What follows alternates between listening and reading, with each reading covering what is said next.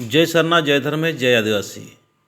डोंगा टोली मंदरो नरकोपी रांची में 15/11/2022 को आदिवासी सत प्राकृति शरण धर्म प्रार्थना सभा का आयोजन पहली बार किया जा रहा है।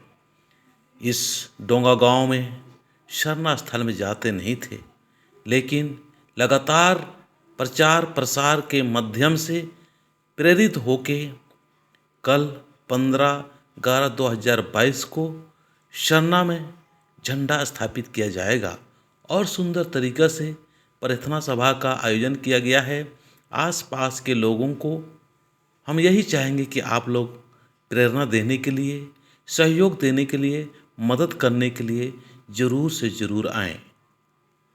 जी हाँ, ज़रूर आना। सुबह 9 बजे से शुरुआत कर दिया जाएगा और शाम को 6 बजे तक चलेगा। आप लोग पहुँचे और अपने धर्म के प्रति, अपने समाज के प्रति सुंदर और अच्छे भाव के साथ में हम सभी को आगे बढ़ने के लिए एक दूसरे को सहयोग और मदद करते हुए बड़ा से बड़ा काम करने के लिए हमें निंदा शिकायत बंद करके हमें काम करते रहना होगा। जय सरना जय सरना।